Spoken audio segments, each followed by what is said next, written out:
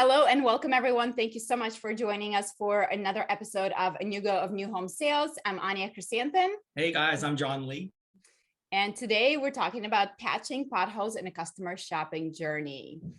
Yeah, we all know that, buying a new home is really notoriously a bumpy process. It's a bumpy ride. And what we really want to do, utilizing new technology, really pave the way for e-commerce because, we're the last industry to incorporate that, but it's coming. But let's take a little ride back down memory lane here. What is this all really about for sales and marketing people? I mean, our whole goal really is to improve this whole customer shopping journey, right? Because we really want to most effectively move the customers from discovery to sales conversion. I mean, marketing gives them that discovery opportunity, sales is going to convert it.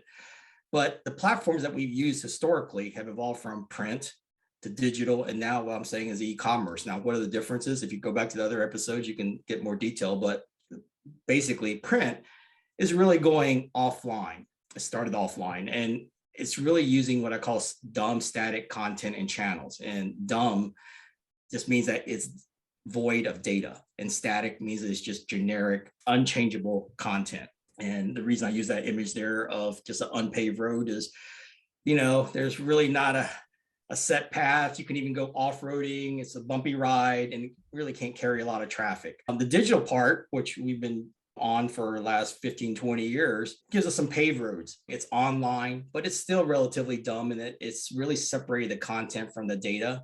But more and more nowadays, we're adding interactivity. So there's a little bit more engagement. And, we're seeing that in the content, but not across all the channels. So now e-commerce is emerging. And this is where we're starting to bring the best of everything, where it is online, and that's where everyone is shopping, but it's bringing in smart content. So that data is infused into that content and it's interactive, giving the power to the buyers to design it and price it and maybe even purchase it. But it's not just on the website channel, but hopefully it's across the whole ecosystem of omni-channel shopping. So if you look at my graphic here, basically e-commerce, you're seeing somebody here and there's all these ones and zeros going both directions, but ultimately e-commerce brings the buyer to the home that they're shopping virtually. Now, keeping with this whole road theme, and these are the 4 factors, well, actually 8 factors that are important in deciding which platform to take your customers down the customer journey. The acronyms for these factors is pass cars. Now, it just happened to work out this way, but the most important 4 factors are the pass: preference, availability, speed, and scale. The first part, preference, the P, is which platform do you think today's home buyers want to shop in? Well, I think they want to see all the options in the same place. So that's been the challenge for new home sales, is that it's very difficult to find everything at once. So I think wherever they can go online to see as many options as possible in one place, that would be their preference. I agree. I think, today's shoppers, particularly the millennials, they want to go to one destination and they want to do this all online. So I think the preference is toward a, e-commerce type of solution where wherever you go, the products and everything is there. Gets to the second factor, the A, availability, the availability of all that content and all that information. What do you think? That's another challenge that our industry has been notorious. So, I mean, if we know that one of the biggest reasons why people don't buy new is because there is not wide availability of all the options for them to see and to visualize. So I think, again, they want to be able to see the final product. Again, if you look at equivalent of shopping on Amazon for, coffee maker, you can see a coffee maker in every angle and you can see all the potential of making cappuccino, this and that, but we can't seem to be able to do the same for new home sales. So that is for sure a key. Yeah, and just adding on to that, the availability piece is not just the product, but all the data, the pricing, the information is related to that product, which this is what e-commerce brings in, is a lot of that smart data. Also, the availability is that ubiquitousness that you can shop across any device, any channel, any browser, anytime, from anywhere. And that really requires that online presence. So it really, at the minimum, needs to be digital, not print. and ideally on an e-commerce, which ties in all that information and is all in sync. So all the statuses are up to date and all the pricing is concurrent across everything. Yes, Scott Thistle, the president of Arbor Homes, talked about the importance of transparency when it comes to pricing on our webinar yesterday, when he talked about how can you adopt buy now, and he talked about the very, very importance of sharing pricing. If you can't share pricing, then there's not even a possibility for you to move forward in this. Yeah, to do e-commerce. The third factor there, the S, speed.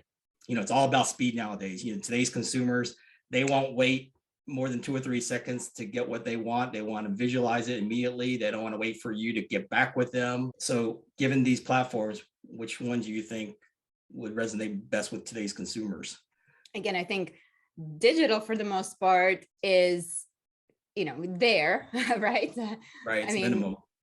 Yeah, and if you click on a website and it's taking longer than a couple of seconds to load, I mean, you're out of there. So, and a lot of the websites, even for home builders, are still not fast. They're not maybe as mobile responsive, et cetera. So, but e-commerce, hopefully that's going to be even faster. I know right now, a lot of home builders are trying to make these interactive tools available on their website. And I know I visited a couple to shop to see what that looks like. And some of them, the loading time, it was cringy. It was, 30 seconds plus. Some of them were a minute for the information to load. That was, I would say, I think not acceptable for most consumers. Speed is critical, especially if you want to look at the volume of data and be able to interact with it and take virtual tours. And it almost needs to be as fast as what you experience. Well, it has to be as fast as you experience with Amazon and Facebook. You need to be able to scroll through things. You need to be able to click on things. You need to move around and add things to your shopping cart.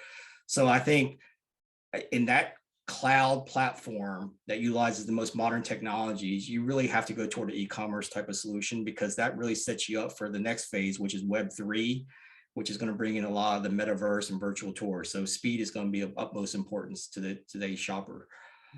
The fourth factor is the S for scale. If you really want to reach a broad audience from anywhere, anytime, and concurrently, you really need a platform that scales. And obviously print limits you to a local market and manual process. So that definitely is off the charts there. So you're down to digital and e-commerce.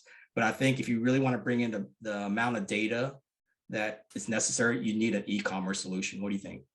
Yeah, I agree. I mean, if you think about even an example of your store, and then that store being part of Amazon e-commerce solution, just think about the amount of scale there, right? Like how much audience can you attract to your own individual store, physical store, then online store, maybe more, right? Because now online store is open to more of a worldwide population. But the question is, how much advertising can you put behind that in order to bring those eyeballs, versus e-commerce solution, Amazon, where Amazon driving eyeballs to your store. So makes sense. Yeah, the other element about the e-commerce too is with e-commerce, everyone has their own shopping cart. So you're not just in the general store of a website. So you need to have a platform that allows everyone to have their own individual, kind of like their own Facebook page, but their My Home page with all their shopping cart of all their favorites, and they can collaborate with everyone. So that just amplified the scale requirements that you have on any other digital platform. So the lesser factors here, so I'm calling cars. So you want to pass cars here. The C is for cost. Those three platforms, they all have different cost factors. And, it may be scary about e-commerce, and that you have to invest a lot into all this technology and basically probably revamp your systems and training. But I really would argue that e-commerce is a setup cost, but long-term, it could actually save you money. And it may just be a necessity just to attract the audience. Unlike print, where you have to print thousands of pages, deliver it, store it, and it's obsolete, and then it's a very manual process. And then even digital, where you're investing a lot in websites and maintenance, and then try to keep that technology upgraded. And basically you have to just revamp it every 3 years, and you spend a lot of money on SEO and all that stuff. I just feel like long term, as proven by many other industries, e-commerce has become a cost-effective solution for the long term. And hopefully that cost will continue to go down. So right now it's very true that you will need to make sizable investment in order to bring your systems up to date in order to be able to accomplish e-commerce. But as we've seen with other industries, specifically retail industry, like Shopify solution right now, it's what, $14 a month maybe, and you can be on e-commerce platform. So I think in the future, as technology evolves, those costs hopefully will come down more and more. So definitely. The A part, automation. One of the things that e-commerce can offer you is utilizing data for AI. So it can automate a lot of the processes from the back end, but it also can automate like recommendation or matching engines. Maybe you have trigger events. So a lot of things that were manual way of curating and driving the customers down the sales funnel can be automated using an e-commerce type platform. The R part of cars is reliability, and that's an important piece. And when I mean reliable, it's not just the upkeep of the system and being on 24/7, but it's the reliability of all the data. E-commerce is built on data, and to have that data in sync, up to date across all channels, whether it's pricing or lot statuses, is going to be paramount to selling online. If you can't trust the data, right, and then your AI is going to be broken. So right. And that adds to your credibility. A lot of people that don't want to shop online is they don't have that access to the data. But if that data isn't credible and up to date, then it's meaningless and probably misleading.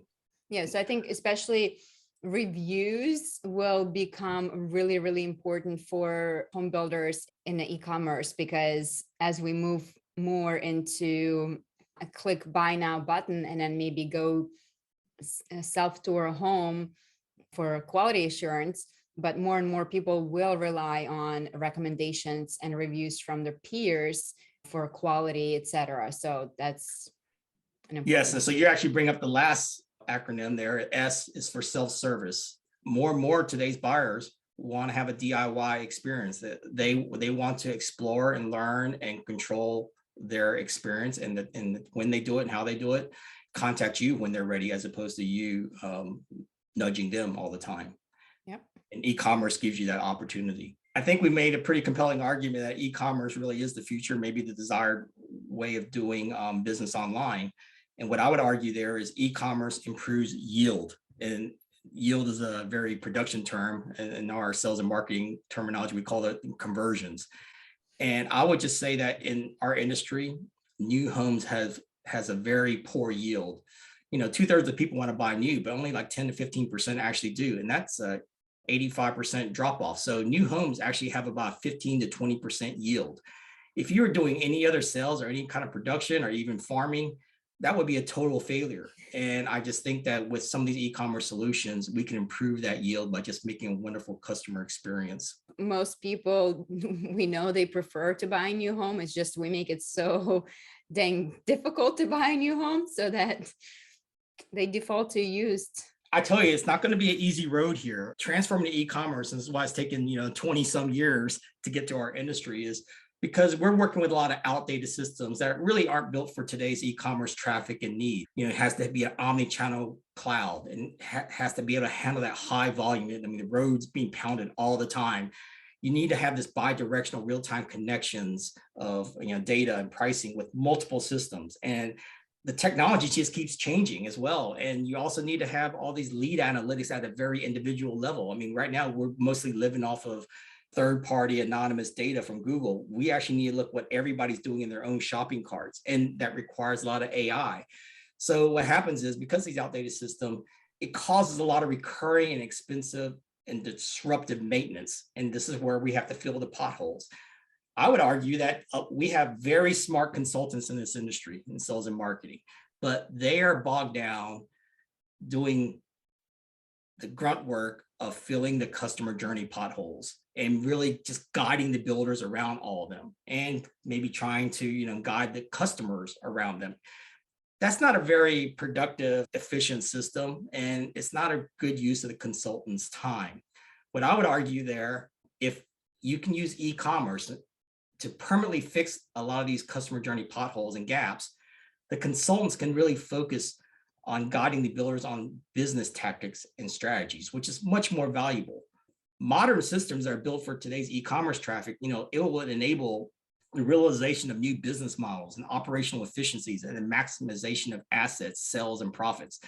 We don't usually talk about all those business opportunities here. We're just talking about navigating potholes all half the time. I go to these conferences. Oh, how do I get around this? And how do I fix that? And this is too slow and this doesn't work.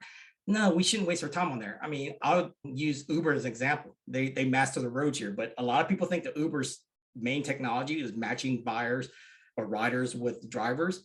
I would argue that in addition to that, Uber's maximization of profits in business is knowing where to place their cars and their drivers in the right place at the right time to maximize volume, to adjust prices to maximize sales and profitability, to route the best routes to get to the destination as soon as they can, to have a happy customer, but also to minimize costs. Those business opportunities of optimization and maximization is only utilized through great technology built on an e-commerce platform, because at the end of the day, they're still transacting. Mm-hmm. Again, it makes me think about airline pricing and how you can buy, depending which seat you choose, depending on the date, they maximize the profits. Exactly. Right now, supply versus demand, right? And in our right, industry, we never in this industry, builders are so locked into just trying to just get the sale because they're losing 80% of their customers. So they're just trying to get the sale. They're not maximizing their assets. I mean, we're probably the only industry that doesn't really fall into a supply demand like airline seats. We just do a cost plus. It cost me $300,000, so I was charged $350,000. Okay, you don't know that you're leaving a lot of money on the table. You don't know that you can probably charge more for certain lots than others if you can actually see who's looking at what, and who to shift someone from that popular lot to another lot that they may be interested in, like the middle seat on the airplane. Mm-hmm. That's the technology that we need to do so that you're not just working harder, but you're working smarter. All right, so part of this takes a great evolution here, and it's really an evolution of traditional shopping journey to e-commerce. And what does that mean? Really going from a handoffs process to a hands-off process. So how can you do sales and marketing by hands-off? No, this is what the buyers want. Traditionally, online marketing moves the buyer to an offline sales process. So basically, we treat the buyer as like the bucket in the bucket brigade. Marketing brings online buyer to the sales team offline. Basically the buyer is handed off, and then the offline sells the buyer their home offline. So in that whole process, the buyer is funneled to the home. What we want to do with e-commerce is turn it around. We want the home to be funneled to the buyer. So instead of just normal marketing, we want to use MarTech. So that brings the home to the buyer online. And using sales tech, it allows the salespeople to meet the buyers online and sell the home to the buyer online. So basically, the buyer stays where they're at. They just make requests of what they're looking for, and marketing and sales brings that to them so they can go through the whole process in their own shopping cart. Yeah, and the less handoffs, the better, because we know every single time there's a handoff, there's a big opportunity for the customer to drop off. Exactly, and that's where all the potholes start. Look at that! I'm starting to rhyme like you here. We can start rapping here a little bit. What we really want to do, though, in this like road construction process is we want to disrupt the outdated shopping process, but we don't want to disrupt the experience. Just like when you see road construction there, you still want them to get where they want to go, but you don't want them to wait forever. And so what we need to do is we need to start building our systems, getting our content in line, getting our training in line, and our vision in line, so that we can reroute into a new e-commerce platform. It's actually pretty simple. I mean, there's really only two players in this thing, and I call them the goal seekers. There's the buyer, and what does the buyer seek is their goal? Their goal is the home. The seller, their goal is the buyer. So it's kind of like they're chasing each other here, but the process that they want to go through are different. I mean, they're really two sides of the same shopping journey coin, but the buyers, they want to stay online. They want to shop online. Sellers, they do a little on online to offline bait and switch. They're mostly offline. They lure them in online with marketing, but they immediately try to take them offline. that's not the experience that a smooth sailing ride in the customer journey that the buyers want to pursue. Basically, they're following the same 4 steps, just mirror of each other. The buyers want to find their home. The sellers want to attract the buyers. The buyer wants to design their homes. The seller wants to engage the buyer. The buyer wants to experience the home. The seller wants to nurture that buyer through that experience. And then the buyer wants to buy the home and the seller wants to convert that sale. So they're working side by side, except they're one's working offline and the other wants to work online. And so what we can use MarTech and Sales Tech is to enable this e-commerce so everyone can meet online and without adding a lot of burden to either side. What e-commerce offers us using this technology is engagement tools, automation tools, and transaction features. So, MarTech allows the buyer to explore and discover those products online. They can use search engines, filters, virtual assistants, even realtors can meet them online and help them with that. They can use AI to create a match and notify type of shopping. So just tell me what you're looking for and our AI will bring it to you and it will notify you when other availabilities come up that you may be interested in.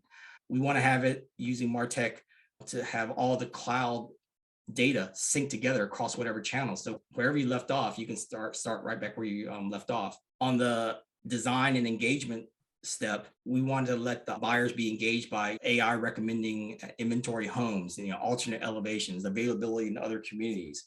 You can even introduce some of the marketing elements of like social shopping, so that you have social influencers that you can be guided, the buyer can be guided through likes and popularity and reviews. And now the sales tech piece can come here where the buyers are meeting their sellers online for collaborative design. The salespeople can also be notified of where the buyers are in their shopping journey with trigger events. So it provides automated personalized marketing and retargeting based on what the buyers are doing in their sales journey. And we can have it even automatically recommend cohorts. So people that like this also like that. So it's using cohort analysis and AI to virtually take buyers down their own sales funnels. Again, the technology and sales tech can also create trigger events that notifies the salesperson. So it says, hey, this person's struggling or this person's doing well, leave them alone. So the salesperson can know when to make that human contact. And then ultimately using sales tech and a little bit of fintech, we can allow that conversion or the buyer to buy online using digital payment and contracts. I think this is where we have a huge opportunity in this first find and attract stage, because that is such a fun opportunity for us to just show them what wonderful world of new homes we have to offer with all the fun things they can look at and daydream and imagine themselves. And so yes, the earlier really, we can engage them in that stage, the more likely they'll go, they're out of new. Yeah, this industry really needs like a got milk campaign for new homes. I mean, why do you want a new home? Why should you live in a new home? Why don't you deserve a new home? Mm-hmm. We need to sell that message on behalf of all the builders, and it happens in the marketplace. Not to get too much more complicated here, but the parallel buyer's journey and the seller sales cycle, like I said, they coincide with each other. And MarTech takes care of marketing engagement automation. Sales Tech takes care of the sales engagement automation transaction. But right there right before you sell the home and all the way to closing is where we introduce fintech. This industry's done really well with MarTech in the last 5 years. We're starting to see evolution into sales tech where you have apps that can help the buyers in the relationship with the salesperson using sales engagement tools and apps. We're doing some things with transaction, like with the buy now, and in between that, we can do some sales tech automation so that it helps the salesperson and the buyer when they've already engaged. That fintech piece is where prop tech meets the whole digital payment and contractual system that really consummates the sale. And we're doing some crazy things there, some exciting things. We'll have another episode to talk about that. Now, I'm not taking out the human touch in this whole technology piece. There's still an important phase of that and part of that. And I see that really happening right between the engagement and nurturing stage, or right between the design and experience stage for the buyer. Really, that's traditionally the handoff between marketing and sales anyway. And that human touch piece is really still it's going to be at the discretion of the buyer how much human touch they need. But that could be where the OSCs come in, or the salespeople even, or the agents can meet them at that handoff. I think the key is to leave that decision to the customer. And I think for some customers, some of them will still want a lot of hands-on experience with that human touch, but there's going to be a lot of people who want very minimal, so it's just your job is to really provide that availability so that if somebody wants it, they can get it. But if not, they can still also complete the journey on their own. Exactly. And in the whole big process of things, on the left is really where it all starts. It's a lot of general content just to track them in, and just some general knowledge about new homes, and that has to be across all your channels. So that's where you get your audience, and they can come in through your website. We have a website app, or it could be even at your point of sales in the sales center, or it can be this large marketplace. Wherever they come in, they get the same introductory experience. But that's where everything goes wherever they want to go. I mean, the roads are determined by each consumer. So they may start out in the marketplace, they go to the social campaign, into websites and sales kiosks, or it could be exactly the opposite. But what happens in this whole process is you start to go from this very general audience to a personal channel with each buyer, which is what we call our My Home app. So they take their virtual shopping cart with them as they traverse this entire shopping journey across all these different channels, and everything is about them and their particular homes and their designs. No one journey the same. Yes, no one journey the same, but they all need to be wonderful. So this is kind of a scary representation of all the potholes in this whole e-commerce shopping journey today, both for the seller's sales cycle and the buyer shopping journey. I'm going to try to break this down so it doesn't look so scary, but basically we're going to fill in all these potholes. So I'm just going to start off with each of the phases here. Basically, for the sellers, they're trying to attract the audience. The buyers are trying to define their homes, and we need to repair these potholes along the way. So for the sales side, they think the only way they can attract an audience is to spend a lot of money on SEO with a high cost per click, but a low click-through rate and high bounce rates. I mean, that's to them acceptable, but that's because that's their only choice. That's why you have that only sign there. And what happens is they have this roundabout where they got to do this every day, and they always got to refine it. They spend a lot of money on it. They're always changing their websites. They're always tweaking their keywords. And unfortunately, it's at the end of the day, it's a bidding process. Whoever can pay more for those words and your name wins the prize. That's the way Google works. So unfortunately, they go in this tailspin, but they have no other way of doing it. So what we want to do is allow the marketing to only pay for quality leads, so that they're not wasting money on a lot of advertising to people that may not be interested in their products. The other part for sales is they spend a lot of time and money on websites. That is primarily their channel, but as we've seen with the digital side, is primarily static content, and it's not very interactive and doesn't have a lot of data. So what happens for sales, it ends up in a dead end, and the buyers cannot transact there. So they have to, go offline. So what we want to do is basically long-term switch to a cheaper web app website solutions where all the content, all the interactivity is all interactive, and it doesn't end in a dead end, but it ends in even a transaction to buy online. The other frustrating thing for marketing people here is they're dealing with anonymous third-party data. I mean, that really just comes through with Google. They don't give you any personalized data. It's only going to get worse when they eliminate cookies. So it becomes this very slow lead curation and generation process. What we want to do is entice buyers to opt in with their name and information with zero-party data, so that we can help them through the sales process. Now let's flip it to the other side. On the buyer's side, they just want to find a house. And their frustration is there is no destination to learn and shop new homes and communities. Before you start buying, you want to learn about new construction, all the pros and cons. So what we can do here is we can create a marketplace so they can have this destination, so they can learn from different articles and videos, and as well as some social influencers and experts. So you don't have to take this detour offline. The other part for them is they're frustrated by taking these, by doing these continuous Google searches every day, and the order of those websites that appear keeps changing. So you can't even bookmark some of these things, and you don't know what you saw yesterday, and everything is generic. So what we want to do is with e-commerce to take a match and notify approach where the buyers just specify what they're looking for, and it just notifies them when they find it, and it continues to recommend them. So they don't have to do this U-turn every day to go back to a Google search, which gives this false lead of impression that you're getting a lot of traffic. No, it's just people checking in again, checking in again, checking in again. And they're checking out again, checking out again, checking out again. And so it's just this curve, dangerous curves that goes this whole shopping process. It's just really a lot of churn. And as I mentioned earlier, the buyers, they want to start where they left off. But right now they have to start over whenever they return. They have to come back in the website, go through the whole process again and see if there's anything new, anything better. And if not, they got to, do it again tomorrow. And this is where I use the acronym SWILLO. They want to start where you left off. They want to continue that shopping process if they're making headway. And if they can't do that, this is where a lot of buyers drop out. This is where I have that stop sign.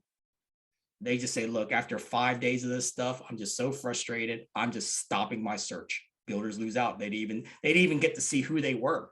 They just see the foot traffic drop. If I say, let's get a real estate agent and go see that used home down the street. Exactly. Okay, so the next step here is really about engaging the prospects. And for the buyers, they want to design these homes because these are custom homes. For sellers, they only see a one-way solution to doing this. They must contact that lead.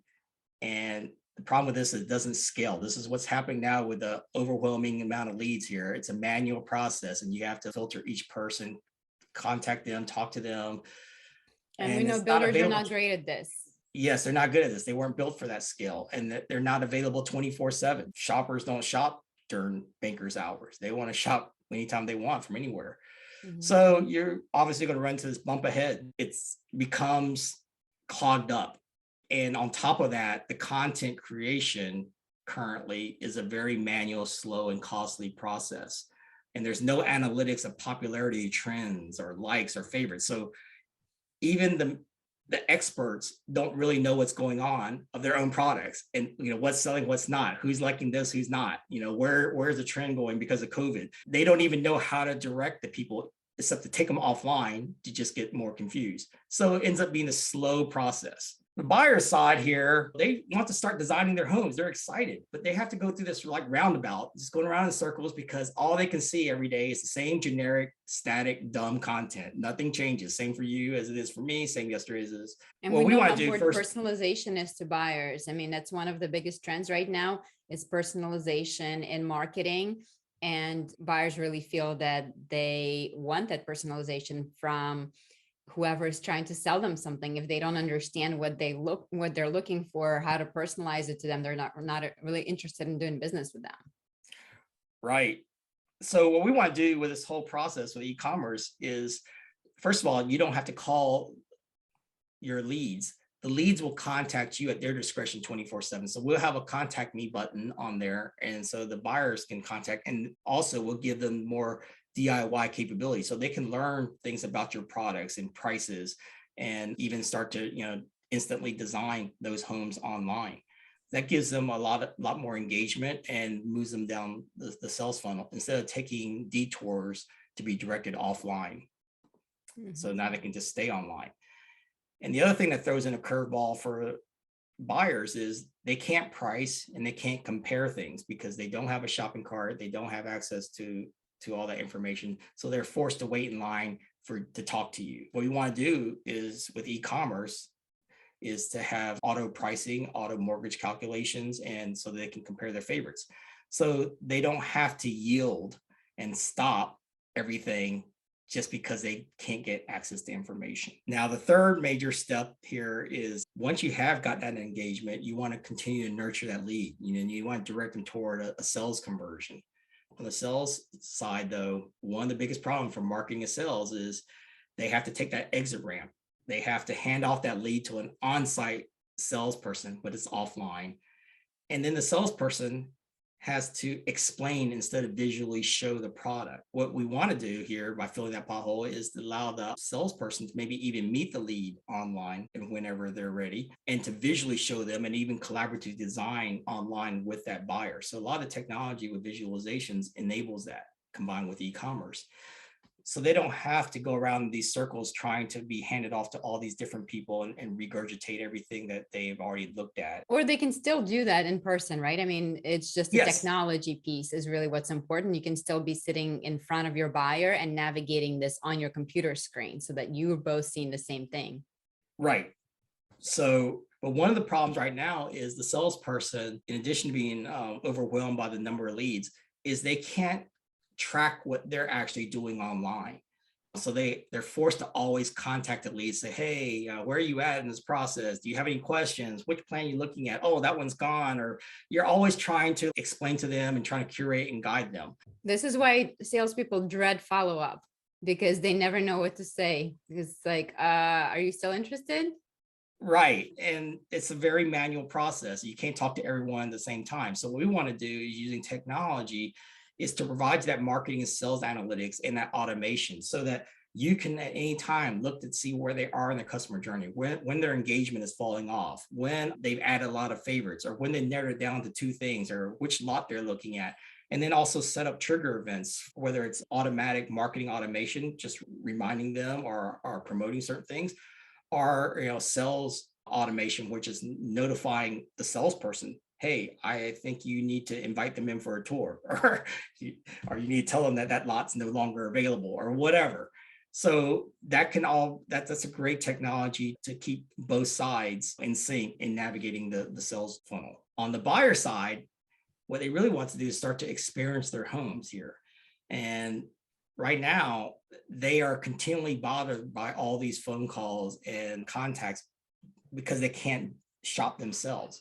So what we want to do is to let them have a contact me button so they can say when they're ready, but they also have the DIY capability of moving themselves down the sales funnel collaboratively with their spouse on designing the kitchens or pricing things. So they don't have to have this other drop off point of stopping because they're so frustrated. So we want to eliminate all these stop signs in this customer journey. And that's another big stop sign, is just that they're just so frustrated. They can't even hear back from the salesperson, and the salesperson doesn't know what they're doing. The other part of this experience is sometimes they want to take a virtual tour of their community in their house.